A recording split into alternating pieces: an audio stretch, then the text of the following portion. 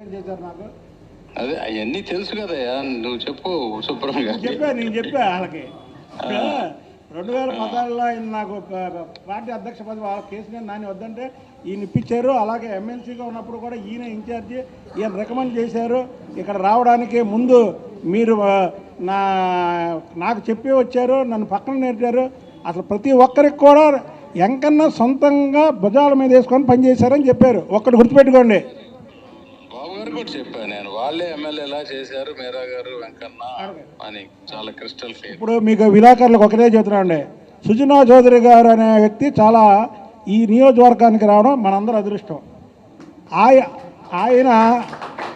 ఆయనకి ఇప్పుడు కాదు ఎవరు వ్యతిరేకం అవరు. ఎందుకంటే మీరు అనుకుంటారు సుజనా చౌదరి గారు హై ప్రొఫైల్ మనిషి అని, చాలా లో ప్రొఫైల్ మనిషి. కానీ దయచేసి మా ఇద్దరి మధ్య ఈ అగాధాలు ఇవన్నీ సృష్టించాలని చేయడం ఒకటను, ఒక బీసీ